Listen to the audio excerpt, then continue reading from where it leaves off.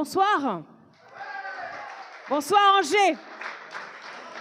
On me dit que vous êtes exceptionnellement nombreux dans les rues désormais. 20 000, 25 000, 30 000. Plus 35, 40 selon les organisateurs ou selon la police. En tout cas, ça fait plaisir pour moi, qui suis une vieille militante, mais quand même une jeune députée, d'intervenir dans l'action politique législative en sachant que j'ai derrière moi, on a tous, on vit la même chose, un peuple mobilisé, des millions de personnes en grève, et puis fondamentalement, une opinion publique, comme on dit, un peuple qui est quasiment unanimement d'accord pour s'opposer à la retraite à 64 ans. En fait, cette affaire de retraite en France n'est pas un sujet clivant. C'est un sujet consensuel. C'est un sujet consensuel. On nous dit, tout à l'heure, le journaliste du Courrier de l'Ouest nous disait « Mais pourquoi vous faites des réunions publiques comme ça, tout le monde est d'accord, tout le monde est d'accord dans la salle ?» Mais c'est pas seulement dans la salle que les gens sont d'accord. Dans la rue, vous allez dans la rue, tout le monde est d'accord aussi. Hein, vous avez vu les sondages, 93% des actifs, 93% des actifs sont contre la retraite à 64 ans. C'est-à-dire qu'en fait, on a une situation d'unité très forte du pays pour une idée qui est une construction populaire, une construction politique, une construction historique faite ici en France et qui n'existe pas forcément dans les autres pays. Dans les autres pays, ce qui domine aujourd'hui, depuis les années 80-90, c'est les retraites par capitalisation.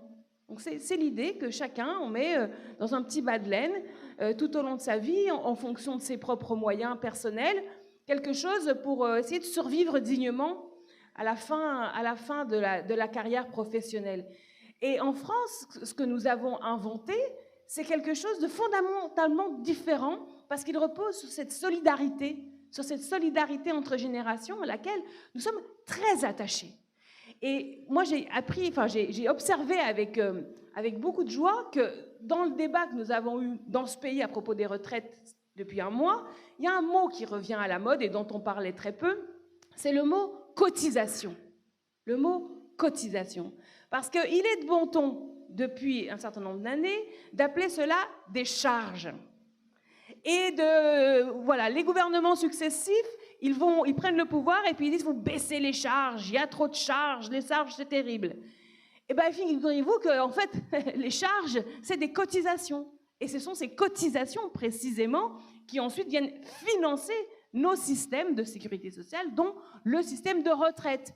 Donc, c'est très drôle parce que dans les débats qu'on a eus, alors on n'en a pas eu des très approfondis dans l'hémicycle, mais on en avait eu un peu dans les commissions, commission des affaires sociales ou commission des finances, et on était tout à fait à front renversé parce que nous, on disait, mais les Français sont attachés au système de retraite par répartition, ils comprennent très bien qu'il faut que l'ensemble des actifs, à un moment, financent les retraites de ceux qui sont à la retraite à ce moment-là, et que c'est une équation, en fait, c'est-à-dire on fait avec ce qu'on a. Et nous, on disait, mais si vous voulez plus de cotisations, d'abord, il faudrait peut-être plus de cotisants. Donc, par exemple, arrêter avec la précarité, tous ces nouveaux statuts qui font qu'on cotise moins, comme les auto-entrepreneurs, l'ubérisation de la société. Et puis, on disait, et puis regardez, les femmes, on est à plus de 20% de salaire en moins en moyenne. Et on met les femmes au niveau des hommes, plouf, ça génère des cotisations. On disait, regardez, aujourd'hui, on tire tous la langue parce qu'à cause de l'inflation, les salaires ne permettent plus de vivre. Eh bien, indexons les salaires sur l'inflation. Et là, plouf, cotisation. Et alors, on était à front renversé parce que les macronistes, qui, eux, passent leur vie à dire qu'il y a trop de charges, ils ne savaient plus tellement où se mettre. Et alors, l'extrême droite, eux, c'était encore pire. Vraiment, ils regardaient leurs chaussettes. Parce que eux, dans leur niche parlementaire, comme on dit, qui est la seule journée dans l'année où un groupe parlementaire a l'initiative de la loi, ils ont proposé une loi, entre guillemets, pouvoir d'achat, qui consistait en fait en une baisse de cotisation. Donc en fait, ils sont tous d'accord pour tirer à vue sur les cotisations, et après ils viennent dire « Ah ben il n'y a pas assez d'argent ». C'est vous qui avez enlevé les cotisations. C'est vous qui avez un dieu qui s'appelle exonération. Eh ben arrêtez d'exonérer. Arrêtez d'exonérer.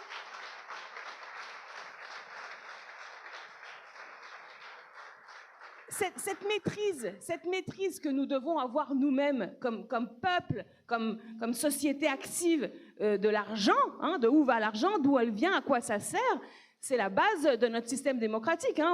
On sait tous que la Révolution française commence ainsi, c'est-à-dire c'est l'idée qu'on va nous-mêmes, et c'est d'ailleurs la Déclaration des droits de l'homme et du citoyen qui le dit aux articles 14 et 15, que nous devons nous-mêmes consentir à l'impôt et en constater la nécessité et déterminer la quotité, etc. C'est ça le fondement de la démocratie. Et alors, on voit bien que nous vivons un moment de grande tension démocratique et de grand stress sur la qualité de notre démocratie en France. Parce que si on observe bien ce qui est en train d'avoir lieu, on se dit, mais attendez, 93% des actifs sont contre la retraite à 64 ans. En population générale, on est à 70-80% des gens qui sont contre. Mais alors, dans quel système démocratique une loi dont personne ne veut arrive au bureau de l'Assemblée nationale pour être discutée? C'est pas normal. Et c'est là qu'on voit que le combat que nous menons actuellement, de façon déterminée tous ensemble, contre cette retraite à 64 ans, est en fait en parallèle le même mouvement pour améliorer la démocratie française. Le combat contre la monarchie présidentielle, contre l'hyper-pouvoir de l'exécutif, contre le Parlement notamment, cette conquête de ce que nous on appelle la 6e République, c'est la même chose que le combat social. Ce sont deux batailles qui vont de pair. Parce que cette bataille que nous sommes obligés de mener contre la retraite des 64 ans n'est le fruit que de la pauvreté démocratique de notre système qui, en réalité, est une monarchie présidentielle.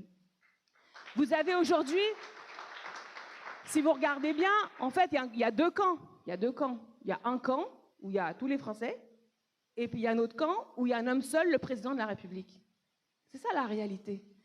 Et alors, il s'accroche aux outils institutionnels, constitutionnels, qui lui permettent d'avoir cette arrogance de puissance. Il s'appuie, vous le savez, depuis qu'il a perdu la majorité à l'Assemblée nationale, et ça c'est formidable. Et tout le monde ici l'a construit, partout en France, on a construit cette mise en minorité de l'Élysée, ce qui n'est pas une mince affaire en Ve République. Et depuis, ils essayent de s'imposer par la bande. Alors vous l'avez vu, ils ont un article qu'ils adorent, 49.3, voilà. Non mais tous les Français deviennent constitutionnalistes en ce moment. C'est très bien, ça n'est pas fini. La meilleure constitution, comment la changer, comment en changer, n'est pas fini. Croyez-moi.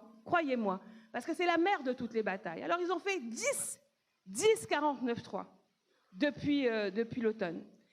Et alors maintenant, on découvre la petite sœur du 49.3, le 47.1. Vous savez tout, le 47.1. Mais alors, même nous, on connaissait, même moi, qui écris des livres sur la 6e République, je ne connaissais pas le 47.1. Le 47.1, c'est incroyable. En fait, j'ai fini par comprendre qu'en matière budgétaire, il y a des procédures qui sont contraintes, notamment contraintes dans le temps. Et on peut comprendre, par exemple, que pour qu'il y ait un denier public qui soit dépensé au 1er janvier, il faut que cette mesure ait été votée avant le 31 décembre.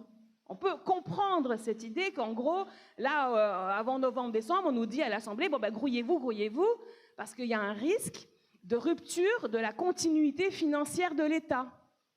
Aux États-Unis, ils appellent ça le shutdown. C'est-à-dire quand le Congrès ne vote pas les budgets, ils arrêtent de payer les fonctionnaires et il n'y a plus rien qui roule. Bon, en France, il ne peut pas y avoir de shutdown. Pourquoi? Parce qu'il y a certaines règles de contrainte dans le temps. Bon, ok, on est contre, mais on comprend.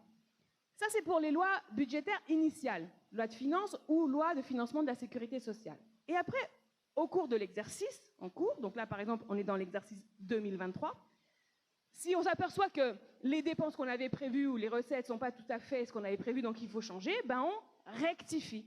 D'accord? Donc c'est projet de loi de finances rectificative ou projet de loi de finances rectificative de sécurité sociale. Et là aussi, il y a temps contraint. Bon. Mais alors, il y a quoi d'un PLFSR dans cette loi? En fait, rien. Ou si peu. Observez. Cette loi, elle a une envergure budgétaire totale de 18 milliards d'euros. C'est 18 milliards d'euros qui, en reculant l'âge légal à 64 ans, vont être ponctionnés sur les travailleurs. Donc, c'est des dépenses en moins de sécurité sociale, de retraite, qui sont faites par l'État à des échelles très lointaines, 2030, 2040, 2050, etc. D'accord? À terme. Donc, déjà, ce n'est pas l'exercice 2023. Quelle est l'incidence de cette loi sur l'exercice 2023? Eh bien, selon la Cour des comptes, c'est 400 millions. Donc, c'est rien, en fait. À partir de 400 millions et 1 euro, cette loi, elle est inconstitutionnelle. Inconstitutionnelle. En fait, ils trichent. Ils trichent parce qu'ils ont peur de vous, ils ont peur des Français, ils ont peur de l'unité de ce peuple qui ne veut pas de cette loi. Donc, ils trouvent des manœuvres, en fait, pour dire, finalement, ce n'est pas les parlements, ce n'est pas ni l'Assemblée ni le Sénat qui voteront, ils n'auront pas le dernier mot, puisque l'article 47.1 permet, même s'il n'y a pas de vote de la loi, d'adopter la loi par ordonnance, qui est une modalité particulière d'adoption d'une loi, qui est en fait par l'exécutif directement, par le gouvernement. Alors qu'on parle de choses qui concernent des millions de Français pour des dizaines d'années et qui viennent avec des sommes très importantes, c'est-à-dire, là, il y a eu le quoi qu'il en coûte sur le Covid, et en fait, ils sont en train de nous punir. Ils sont en train de nous punir. Tout simplement, ce temps qu'il y a eu pendant le Covid où il y a eu des dépenses, hop, ils sont en train de tout récupérer. Et on n'aurait pas le droit d'en discuter à l'Assemblée nationale. Alors après, ils nous disent, oui, mais c'est à cause des insoumis, vos amendements. Wow. On aurait mis 0 amendement qu'avec le 47.1, on ne pouvait pas débattre des 21 articles. D'accord? C'est ça la vérité. La vérité, c'est qu'en 20 jours, on ne peut pas examiner correctement 21 articles. Et c'est eux qui ont empêché l'examen de la loi. Alors nous, bien sûr, on fait notre travail. On dépose des amendements parce qu'on a des choses à dire. Mais fondamentalement, c'est eux qui musellent la démocratie. C'est eux qui ne veulent pas se dévoiler aussi. Ils ne veulent pas montrer qui a voté quoi. Parce que je voudrais terminer là-dessus. On vient de passer une phase importante où chaque député de ce pays était observé pour savoir ce qu'il allait voter. Mais attention les sénateurs, messieurs les sénateurs, c'est qui alors? Attendez, on me l'a noté là, je l'ai mis sur ma feuille. Alors il y en a un qui est avec nous, parce qu'il a fait un super courrier, c'est Joël Bigot. Voilà, lui il est avec nous. Mais alors, monsieur Stéphane Piednoir, madame Catherine Deroche et monsieur Emmanuel Capu, eh bien, même si vous n'êtes pas élu au suffrage universel, il n'empêche que votre territoire vous observe. D'accord? On vous observe pour savoir ce que vous allez voter au Sénat à partir d'aujourd'hui. Est-ce que vous allez voter conformément à la volonté générale ou contre la volonté générale?